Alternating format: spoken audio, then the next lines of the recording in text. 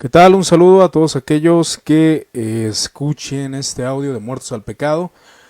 Vamos a continuar con la segunda parte de Concilios, Confesiones y Credos, referente a los concilios medievales, para finalizar este evento, estos eventos de este tiempo, o estos concilios que nos traen a nosotros información por la cual nos va a dar luz referente a diferentes movimientos y sobre todo intentar ser objetivo o vuelvo a insistir, intentar, porque no es algo sencillo, poder ir a los añales de la historia y ver lo positivo y lo negativo, que yo creo que de todo cristiano que quiera analizar una confesión de fe, que quiera analizar la historia de la iglesia, debe de ir con una mentalidad intentando ser objetivo. Vuelvo a decir, es muy difícil por la carga o el sesgo o la subjetividad que muchas veces está en nosotros, o la enseñanza que nos han impartido muchos maestros que muchas veces es imprecisa. Con esto no quiero decir que lo que se vaya a desglosar aquí es preciso, no, al contrario, creo que debería despertar el sentir de cada uno para poder indagar en la historia y ver realmente lo que ocurre. Las fuentes, hay demasiadas fuentes las cuales podemos consultar, ya sean libros, ya sean aún páginas web y aún la famosa biblioteca electrónica que muchos utilizan y creo que también algunas veces nos puede sacar de muchos apuros. Bueno, ya había comentado acerca del concilio de Viane, este concilio que fue emprendido en el año 1311 hacia el 1312 con el Papa Bonifacio VIII, que fue el que gobernó desde 1294 a 1303. Menciona Bonifacio VIII porque con él se empieza a maximizar ya el poder del papado. Con este concilio ecuménico, considerado así, vuelvo a insistir, por la Iglesia Católica, ya que los concilios medievales no son considerados concilios ecuménicos por parte de la cristiandad o por gran parte de la cristiandad. ¿A qué parte de la cristiandad me refiero? Me refiero pues a aquellos ortodoxos y aún a los reformados, luteranos, entre otros. Entonces el Papa comienza a obtener el poderío de Bonifacio, tomando él el poder de la espada espiritual y la espada temporal. Entonces él comienza a gobernar por encima, y en este concilio es donde se decreta acerca de ciertas problemáticas que se tuvo con el rey de Francia.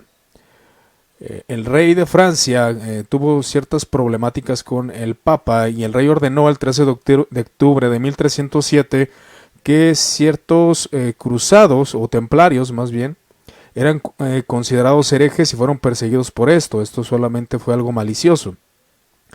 El sucesor de Bonifacio VIII fue Benedicto XI, que él excomulgó a aquellos que participaron en esta persecución a estos templarios, pero fue absolvido el rey de Francia. Aquí cabe mencionar que sí, es verdad, había ciertos beneficios, por así decirlos, políticos, y creo que es algo que debemos de considerar. No necesariamente mencionar la palabra política significa que es algo malo, es algo que todos tenemos que tener en cuenta. Ya que el Papa murió con solo 8 meses del pontificado. Como sucesor elegido llegó Clemente V, quien se mostró débil ante la presión que ejerció Felipe IV, el rey, quien lejos de facilitar el gobierno, se lo dificulta y lo entorpecía. El Papa hizo muchas concesiones a este rey que le permitieran hacer fuerte su poder en los asuntos de la iglesia.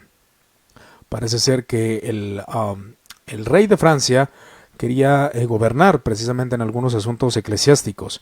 Entonces este concilio fue convocado el 12 de agosto de 1308 por el Papa Clemente V, hablando referente a este concilio, que es el concilio de Vienne.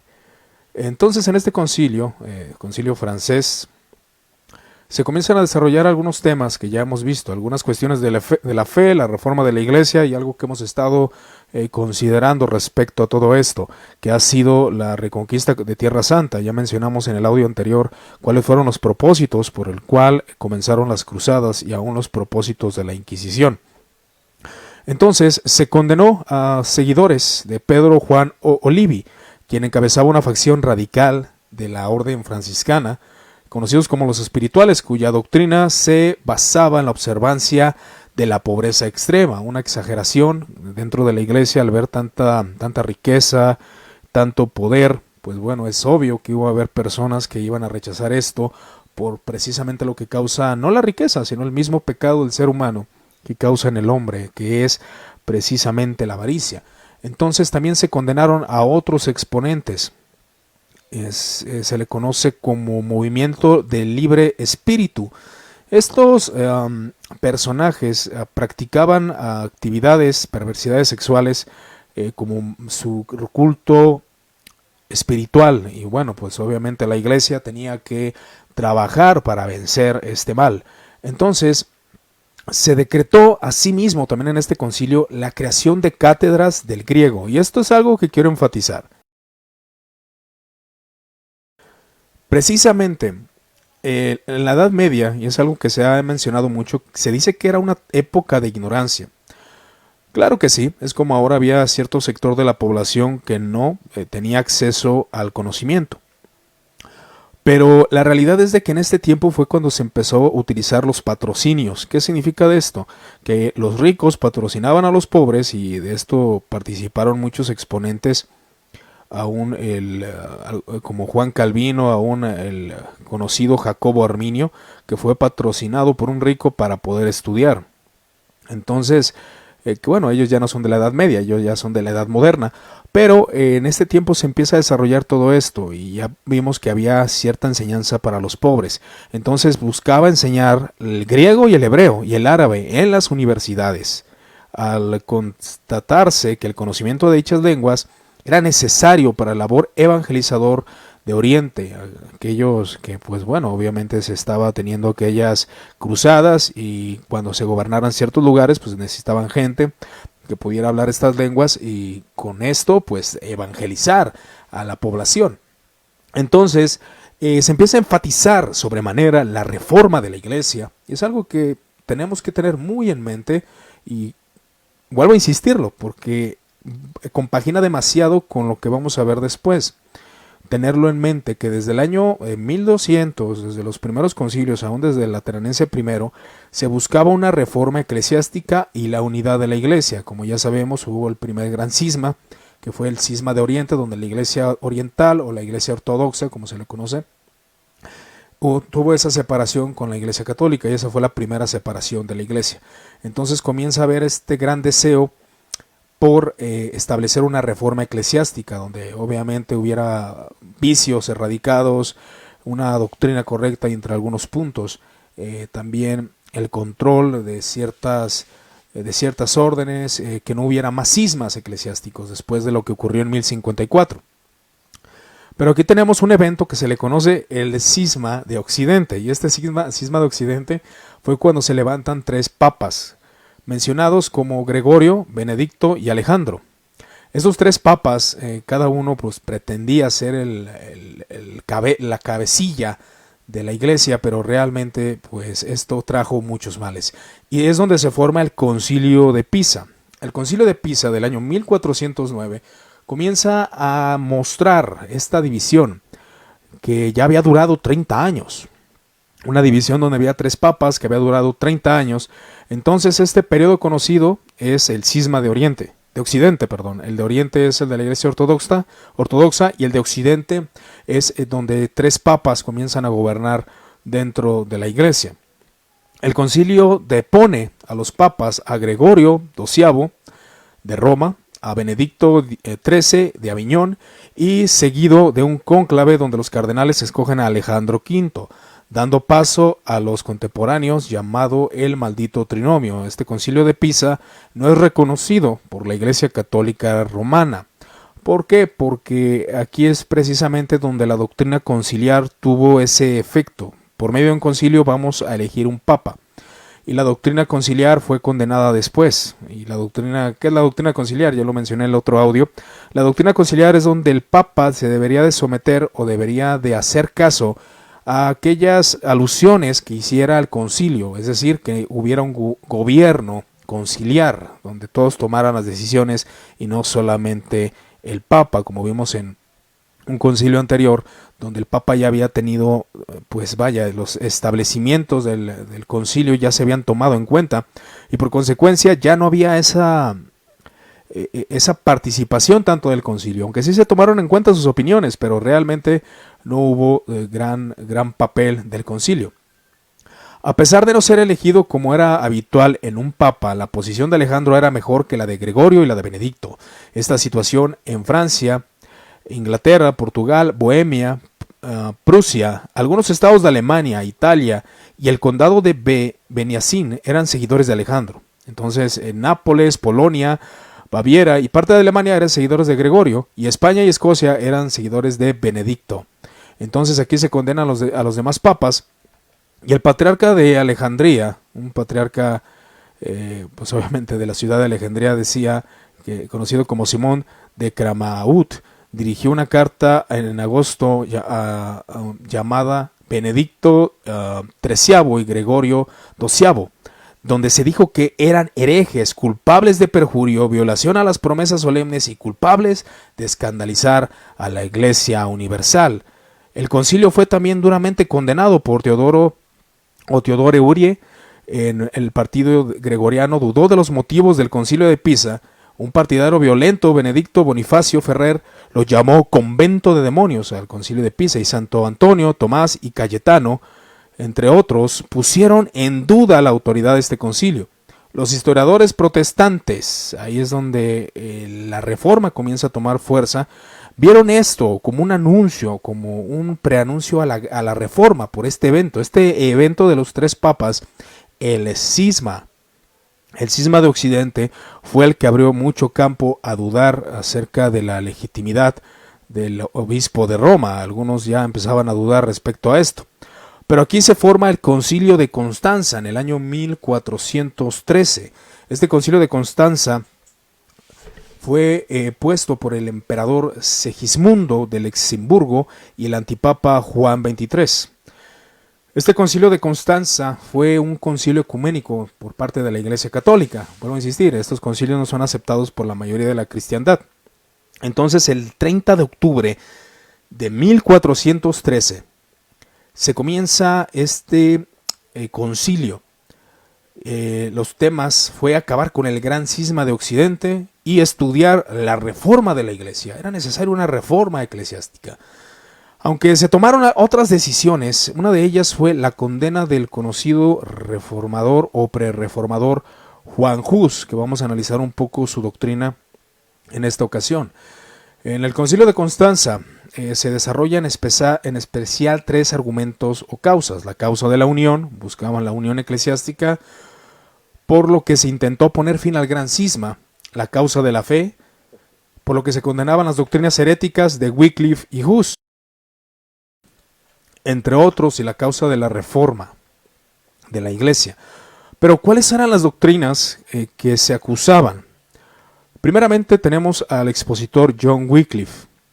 John Wycliffe, igual en un momento después, en algún tiempo podemos ver su biografía y sus doctrinas, pero vamos a considerar ahora qué creía él. Primeramente hay una doctrina que se condenó en el concilio, la cual causó mucho ruido, que era la doctrina del señorío, que decía: ¿en qué consiste el señorío legítimo? ¿Cuáles son las fuentes? ¿Cómo se le conoce? En respuesta a estas preguntas, Wycliffe declara que no hay otro señorío que el de Dios. Cualquier criatura tiene dominio señorío sobre otro solo es porque Dios se lo ha dado, pero hay también un señorío falso e inapropiado, puramente humano.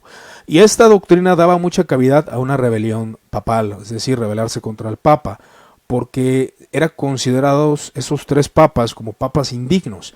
Por ese motivo, Wycliffe se atreve a desarrollar a través de su conocimiento escritural esta doctrina del señorío, donde declara que no todos los hombres son puestos legítimamente, O sea que son gobernantes inapropiados. Aunque Dios los haya puesto, son gobernantes inapropiados. O aunque el hombre se haya puesto, también pudiese argumentar desde esa perspectiva, tanto de una soberanía divina como de una responsabilidad humana. Pero él comienza a desarrollar una eclesiología diferente.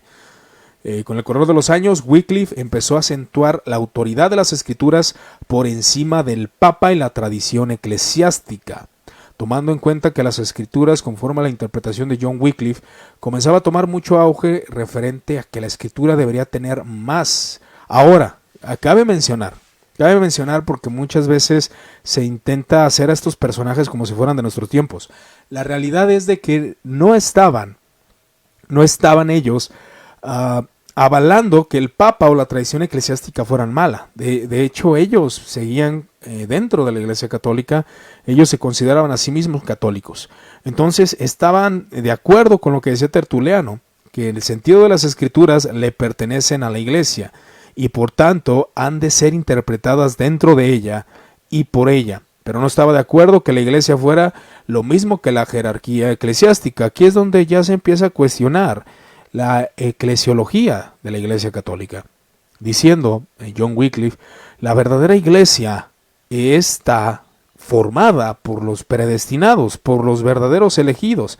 La verdadera Iglesia es invisible, y esto de la verdadera Iglesia es invisible causó mucho revuelo, porque sí había un énfasis bastante marcado de una Iglesia visible, y es la institución católica romana. Entonces, la verdadera Iglesia es invisible, decía John Wycliffe, puesto que en la visible e institucional hay reprobos, hay personas que no han sido regeneradas, hay personas que han fracasado en su fe, hay personas que no han confiado realmente en Cristo, junto a los que han sido predestinados para la salvación, y aquellos que han sido predestinados para salvación son los verdaderos creyentes. Hacia el fin de sus días, Wycliffe declaró que el Papa se contaba entre los reprobos, y cabe mencionar que estas declaraciones de Wycliffe deberían ser consideradas aún por los católicos, porque muchos de estos fueron considerados antipapas. Y Wycliffe declaraba que había un Papa como anticristo, llegó a llamarle de hecho anticristo. Entonces Wycliffe decía que si la verdadera Iglesia era de los predestinados, no era de los magnates eclesiásticos, y las escrituras pertenecían al pueblo, y la Iglesia debería de recibirlo, no solamente aquel sacerdote reprobo que no cree en Jesús, que no tiene fe, y aquel pobre que sí tiene fe, él merece leer las escrituras, y él quería devolvérsela al pueblo. Pero evidentemente esto causó mucho revuelo en algunos aspectos, aunque cabe mencionar que sí había ciertas traducciones, pero la Iglesia buscaba de alguna forma tener el orden eclesiástico. Ahora, en cuanto a la presencia de Cristo en la comunión, Wycliffe rechazó lo que es la transubstanciación.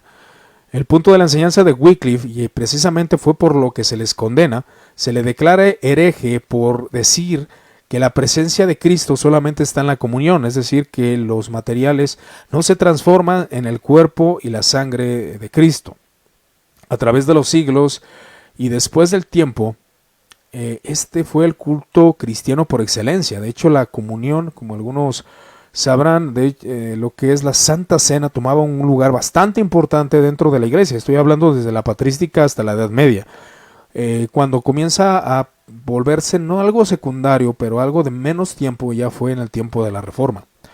Entonces, poco a poco, dicen algunos comentaristas, como Justo L. González, que se le fue dado un sentido mágico que no tenía sentido principal, es decir, que no era realmente lo que significaba desde un principio.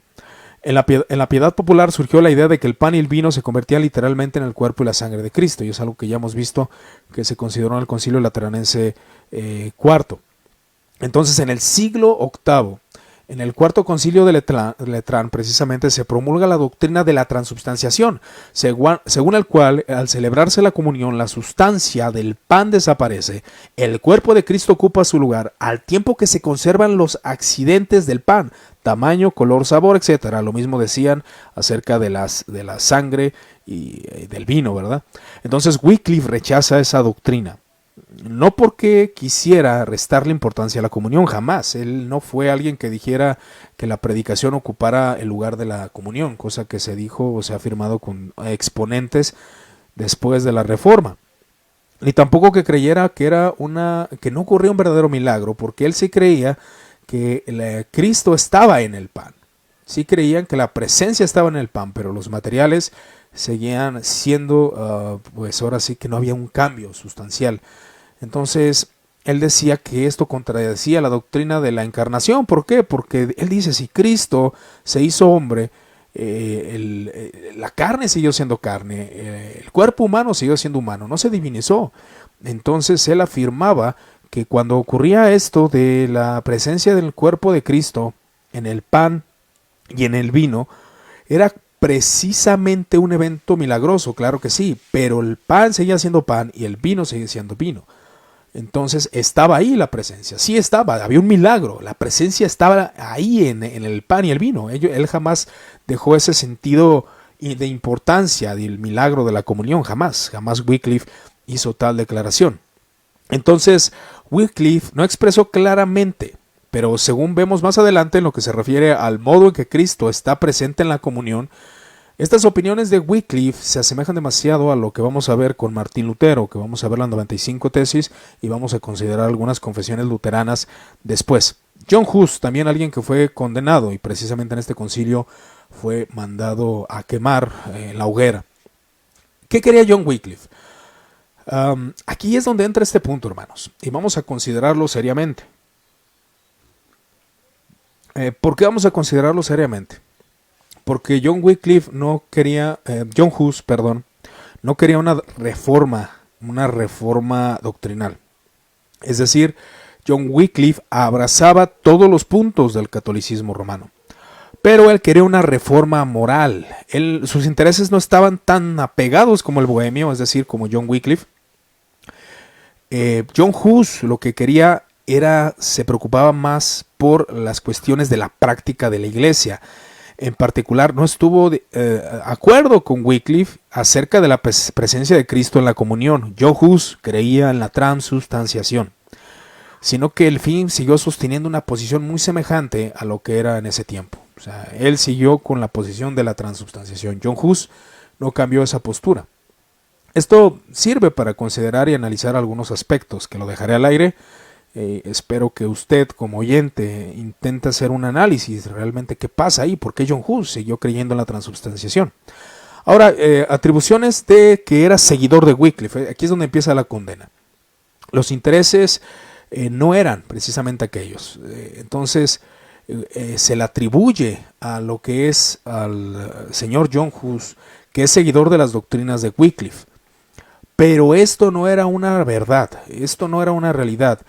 John Hus siempre permaneció con su doctrina, pero Wycliffe de alguna manera lo inspiró a avanzar. Esa era una postura real dentro de lo que era la doctrina que John Hus guardaba. Entonces, los tres papas fue el problema que impulsó a propagar ideas. Era la época en que resulta de los concilios de Pisa. Aquí voy a citar lo que dice Justo L. González. Había tres papas. Wenceslao apoyaba al Pisano, es decir, a Alejandro, precisamente a lo que fue elegido en el concilio de Pisa, mientras al arzobispo de Praga y los alemanes de la universidad apoyaban a Gregorio XII, puesto que Wenceslao necesitaba que la universidad apoyara su política. En ello los checos tenían mayoría. El rey sencillamente cambió de sistema de votación, dándoles 3 votos a los checos y 1 a los alemanes. Este último abandonaron la ciudad y se fueron a Leipzig, donde fundaron una universidad rival, declarando que la de Praga se había dado a la herejía, aunque esto constituyó un gran triunfo para el movimiento husita. También constituyó a propagar la idea del movimiento, que no era sino otra versión del wiclismo, y esto era wiclifismo, y esto era una herejía. Así que Hus se le condena como si él fuera el propagador de las doctrinas de Wycliffe, y cabe mencionar que no tenía las mismas doctrinas. Así que llegó Hus a proponer sus puntos revolucionarios doctrinales. ¿Y cuáles fueron los puntos doctrinales por los cuales se llevó a Hus a la hoguera? Un papa indigno que se ocupa en el bienestar o no se ocupa en el bienestar de la iglesia, no debe de ser obedecido. Hus pretendía que no fuera un papa legítimo, puesto que estaba de acuerdo él, se estaba de acuerdo Hus con el papado. Él decía, bueno, no pretendía que el papado fuera legítimo, él creía en el papado. Así que estaba de acuerdo en aceptar el papado del Concilio de Pisa. Pero aún así, tal el papa no merece obediencia, no merece totalmente obediencia. El papa debe estar sometido a un concilio.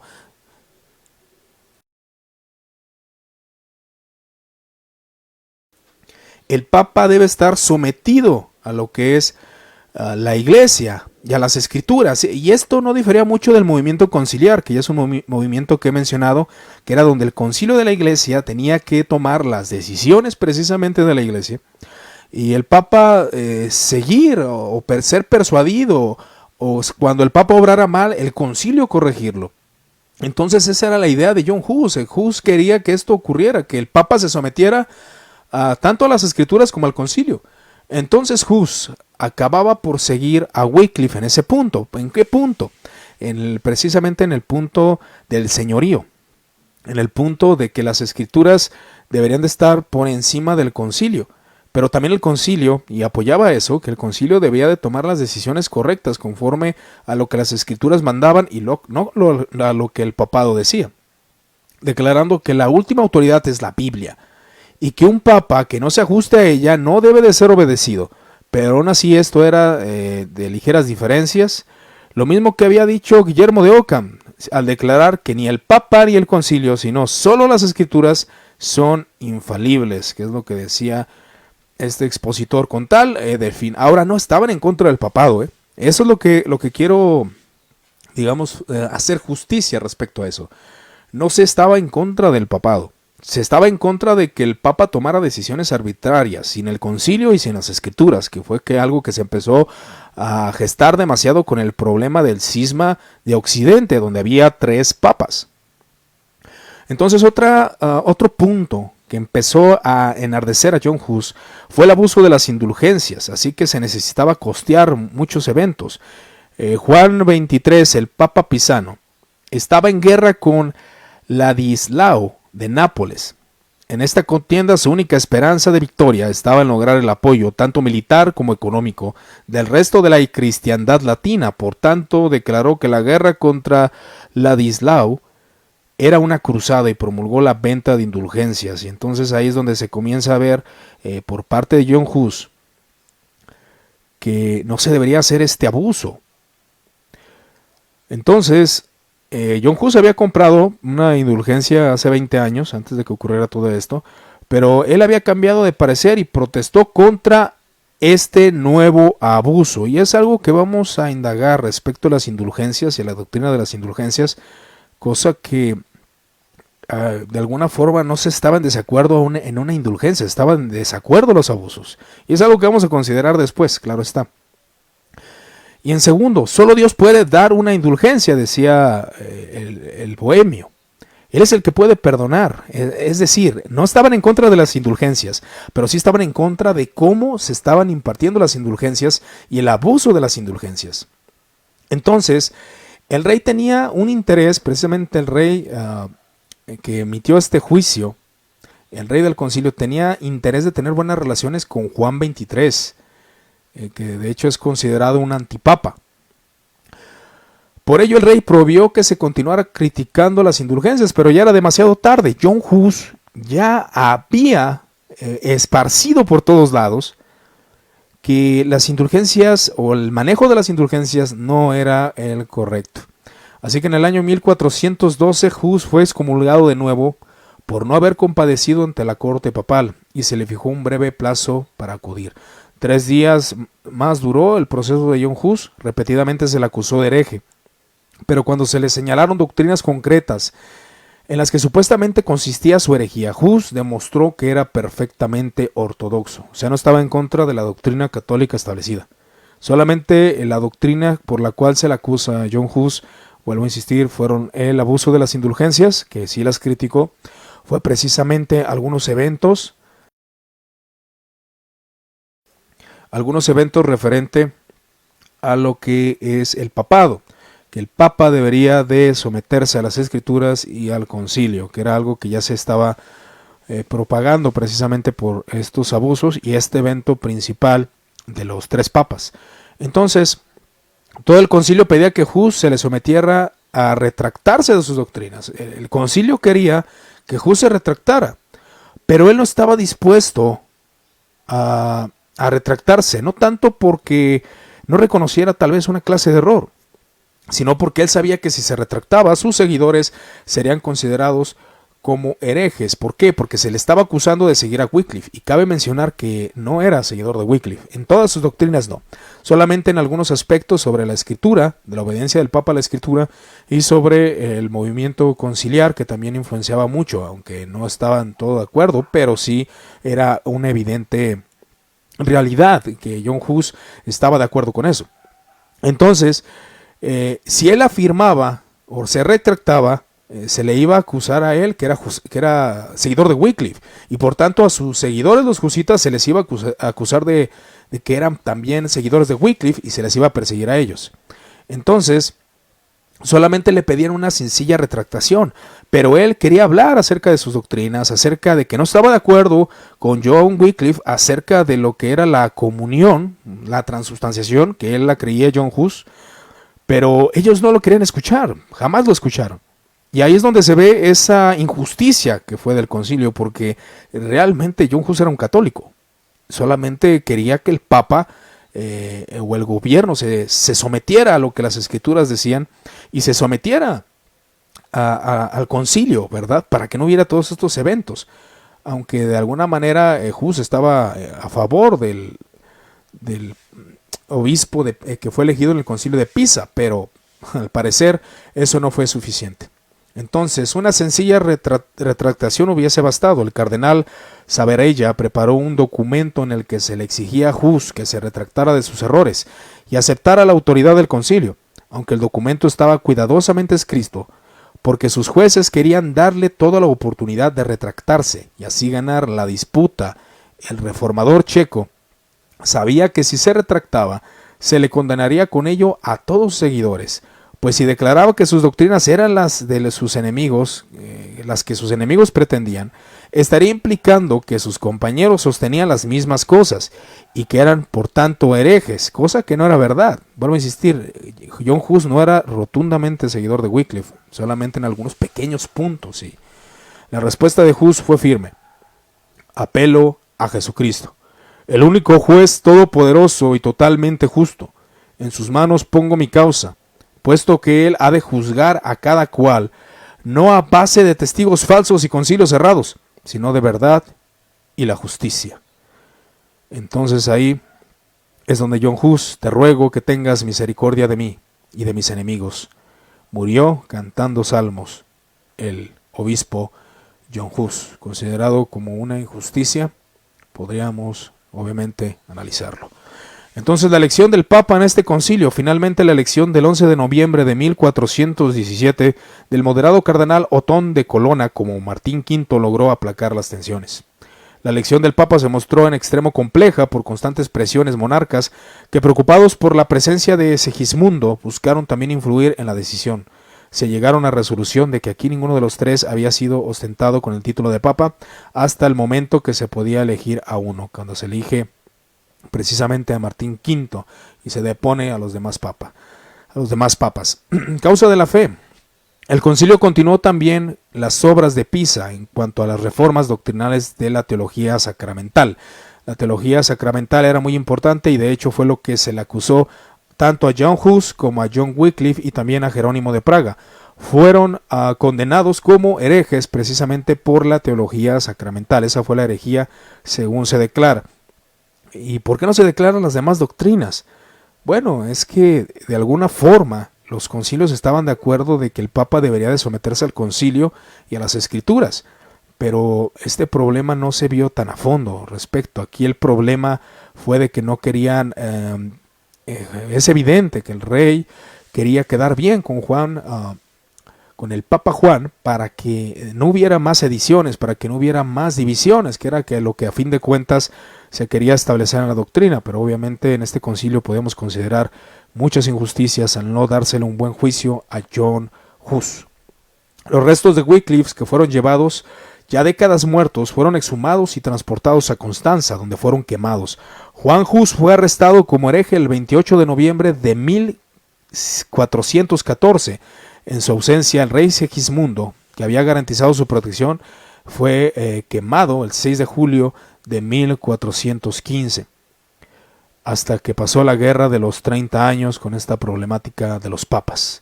Entonces se declara una causa de las reformas de la Iglesia. Entre otras cosas, el concilio fijó nuevas penas contra la simonía. La simonía viene siendo las ventas de, pues, el abuso, también en cuestiones respecto a las indulgencias y respecto a los matrimonios, respecto a algunos, ahora sí que los entierros, todos estos detalles que se empezaron a cobrar de manera abusiva por parte de muchos obispos, se empezó a condenar la simonía. Y durante el cisma reformó ciertos aspectos de la vida clerical, el uso del hábito y la tonsura, que son vestimentas. Y se sentaron las bases para la imposición del celibato sacerdotal, que para este tiempo, como ya había mencionado, muchos sacerdotes tenían esposas y concubinas. Entonces, es algo que se afirmará después en el Concilio de Trento.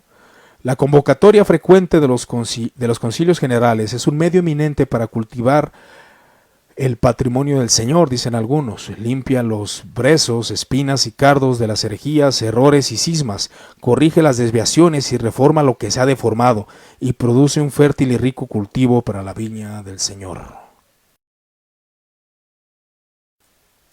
El siguiente concilio es el Concilio de Florencia. Este fue convocado por Eugenio IV. Este concilio fue el Concilio de Basilea. Fue conocido como el Concilio de Basilea, Ferrera y Florencia. Concilio de Florencia primero se inició en Basilea en el año 1431, donde se trasladó a Ferrera en el año 1438. Y el año siguiente a Florencia, donde finalizaron en 1445. Entre tanto, el concilio se mantuvo reunido y rebelde al Papa de la ciudad de Basilea, llegando a deponer a Eugenio IV y al antipapa Félix V.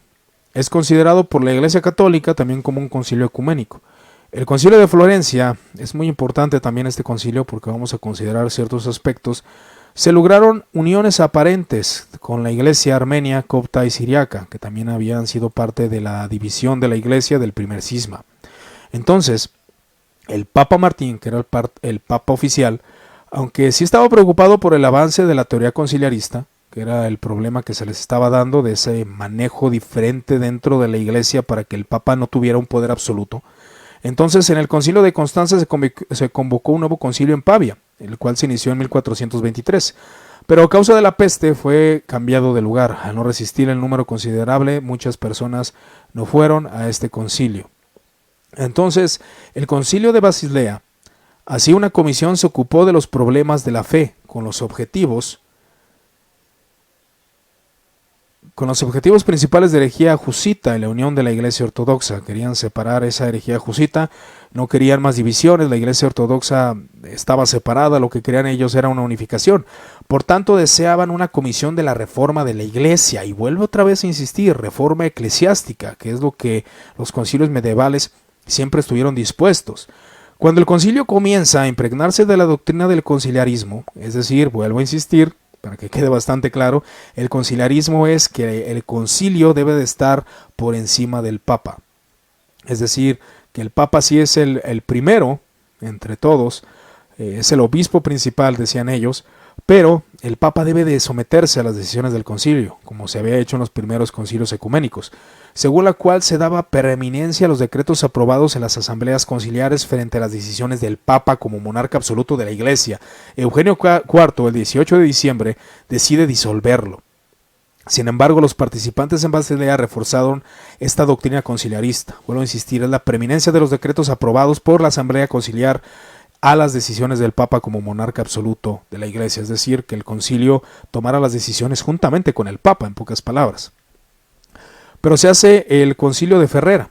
Entonces, cuando el concilio intenta solucionar el cisma de Oriente y de Occidente, tanto el cisma de que la Iglesia Ortodoxa estuviera fuera, que esta cuestión que ocasionó los tres papas, Eugenio IV ve la oportunidad para contribuir en el concilio y pretende acabar con el absolutismo pontificio. Entonces Eugenio IV, sintiéndose reforzado por la posición tras el éxito promulgado en 1436, entonces comienza a desarrollarse este punto tan interesante. Depuesto el Papa acusándolo de cismático y herético, entre los cuales lideraba la corriente conciliarista el estado teólogo Juan de Segovia, que consideraba que el conciliarismo era necesario para la Iglesia, el ser conciliarista, para que esto procediera de manera correcta. Entonces, en el concilio de Florencia, el 6 de julio de 1439, debido a un brote de peste en Ferrera, Eugenio IV logró que el concilio se trasladara a Florencia, donde tenía fijada su residencia. Ok, vamos a tratar ahí de ser un poco más lentos en este aspecto. Pero bueno, el punto principal del concilio de Florencia, los ortodoxos aceptaron que la incorporación del filioque, como algunos ya habrán escuchado, precisamente la separación que hubo dentro de la iglesia fue precisamente por el filioque. El credo niceno era una explicación de la fe y no era una herejía. Es donde ya empiezan a mencionar qué es esto del filioque. Bueno, que el Hijo, que el Espíritu Santo procede del Padre y del Hijo. La Iglesia Ortodoxa solamente decía que del Padre. Pero en este concilio de Florencia, con tal de unificarse con la Iglesia Ortodoxa, la Iglesia Ortodoxa dice que no es necesario condenar el filioque. El filioque no es una herejía, entonces se acepta. También cada iglesia debía de seguir su tradición respecto al pan fermentado o sin fin fermentar en la Eucaristía. Se aceptó la existencia del purgatorio. Aquí es donde la Iglesia Ortodoxa, después de bastante tiempo de no aceptar el purgatorio, aquí se dice que se acepta, pero la primacía del Papa también debía aceptarse sobre toda la Iglesia, y de alguna forma sí se aceptaba, pero había cierto recelo. Entonces, posteriormente, se firmaron actas de unión con las iglesias. La Iglesia Armenia, Bula Exsulta Deo, el 22 de noviembre de 1439, y Copta. Aquí es donde la bula de Cantate Domino, el 4 de febrero de 1442. El decreto sobre la iglesia copta afirma categóricamente que la salvación es imposible fuera de la iglesia. Y dice lo siguiente: cree, profesa y predica con toda firmeza que aquellos que están fuera de la Iglesia Católica, ya sean husitas, ya sean los otros movimientos cismáticos que empezaron a haber, valdenses, entre otros, no solo los paganos, sino también los judíos, los herejes y cismáticos, no pueden compartir la vida eterna e irán al fuego eterno preparado para el diablo y sus ángeles. Aquí es donde muchos comienzan a decir que el decreto del fuego eterno, del infierno eterno, se hace precisamente en Florencia, de que el infierno es eterno, pero hay muchas discusiones que yo creo que veremos después. Pero es verdad que aquí el purgatorio se acepta como una doctrina oficial por parte de la Iglesia Católica, cosa que en algunas veces era una especulación, otros sí abrazaban esa doctrina, pero no todos. Había cierta polémica referente a eso, pero aquí el purgatorio, el fuego eterno y algunos detalles empiezan a sobreenfatizar. Decía, a no ser que se adhieran a la fe católica antes del final de sus vidas.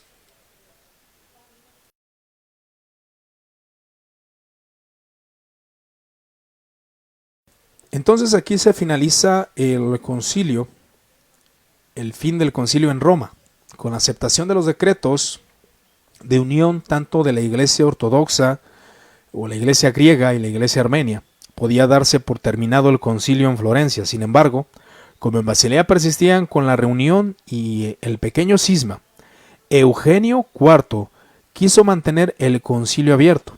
El 7 de enero de 1443 hace otro traslado, esta vez al corazón del centro de la iglesia, Roma, donde aún mantuvieron 2 sesiones, en septiembre de 1444 y otro en agosto de 1445. Consta que en este tiempo se unieron nuevas iglesias orientales, la de Siria, por medio de la bula Multa et Admirabilia, del 30 de noviembre de 1444, los caldeos y maronitas de Chipre con la bula Benedictus Sit Deus del 7 de agosto de 1445.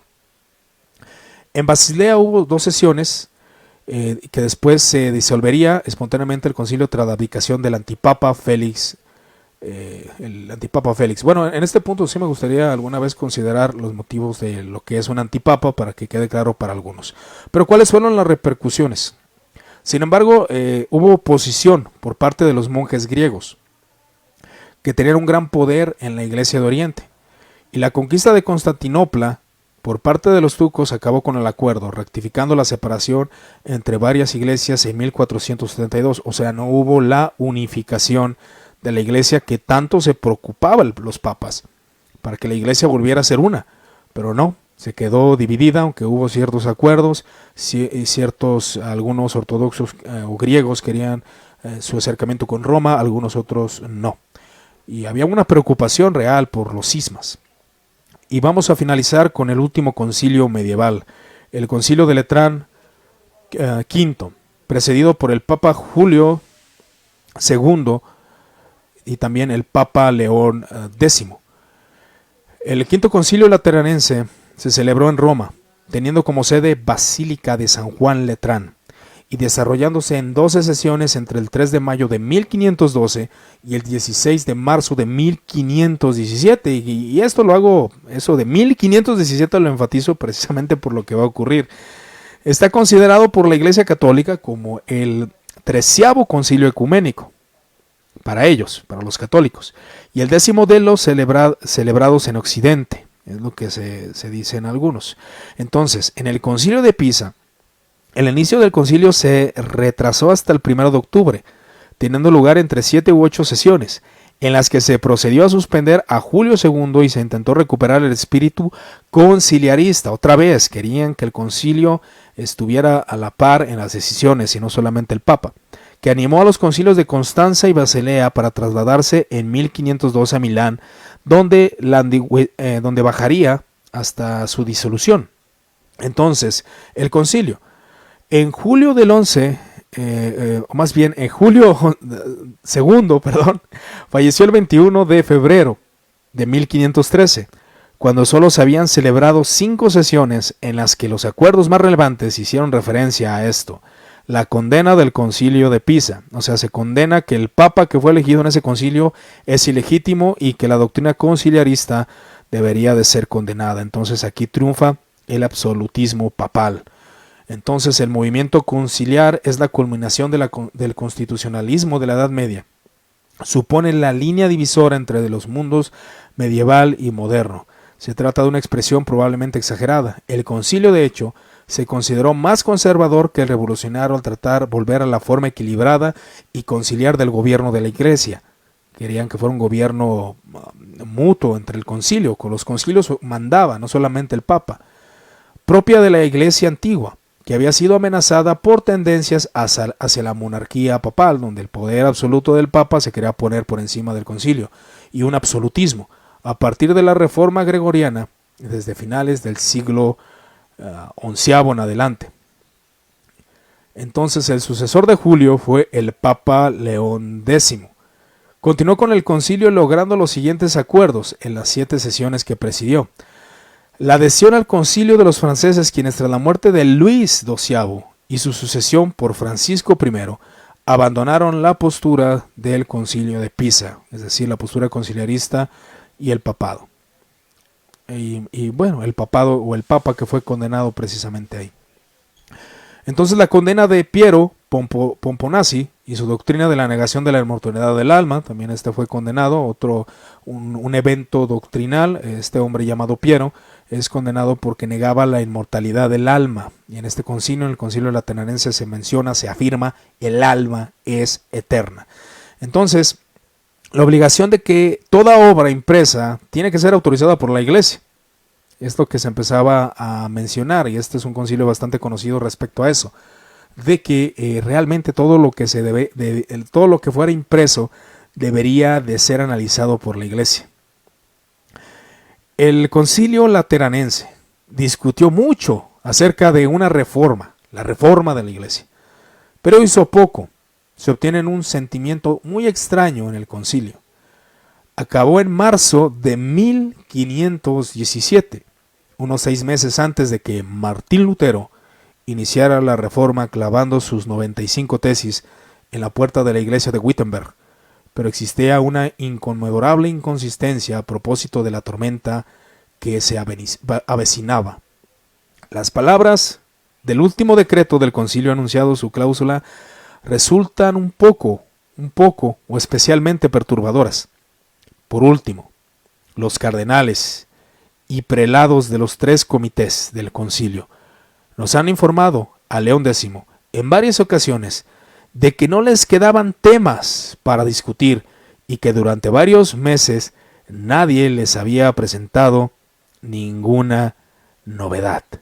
Pero en octubre de 1517 de este mismo año fue cuando se presenta la novedad que la Iglesia Católica Romana tenía que enfrentar, las 95 tesis de Martín Lutero, que yo creo que es lo que vamos a considerar en la próxima sesión referente a concilios, confesiones y credos, las 95 tesis de Martín Lutero. Pues yo les doy gracias por su atención a los que estuvieron en este vivo. Yo sé que es mucha información, igual no todos los datos se nos van a quedar, pero es información que nos puede ayudar a comprender. ¿Cuál es mi conclusión a todo esto?